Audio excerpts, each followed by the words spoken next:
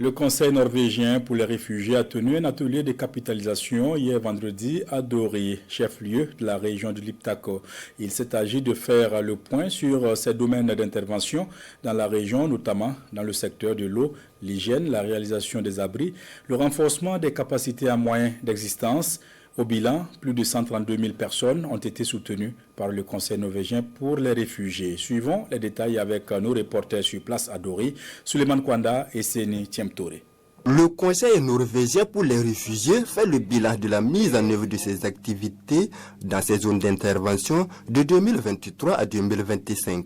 Ces activités s'inscrivent dans le cadre de la mise en œuvre du projet Assistance intégrée en abri ou hygiène et assainissement et moyens d'existence au profit des populations touchées par les déplacements et des communautés d'accueil vulnérables.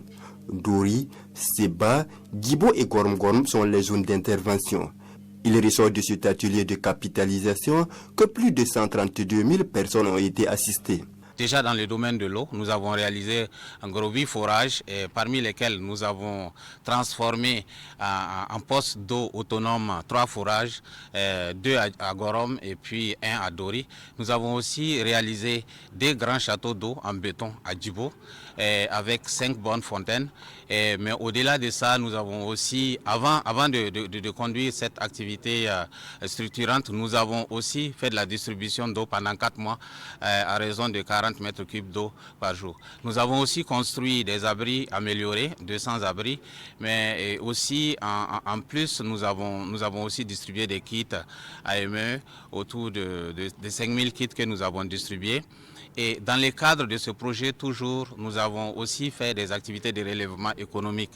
Et dans le cadre du relèvement économique, nous avons accompagné 980 ménages donc en culture hors sol. Cette rencontre vise à donc faire connaître les différentes réalisations aux partenaires et surtout recueillir leurs avis et suggestions.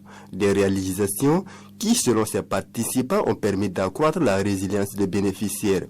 Le taux global de réalisation de ce projet est vraiment satisfaisant et je pense que les actions posées vont vraiment contribuer à la gestion de l'urgence, également au relèvement économique de nos vaillantes populations. Cet atelier a été également un cadre pour lancer officiellement le nouveau projet renforcement de la résilience et soutien intégré aux situations d'urgence au Burkina Faso et au Niger.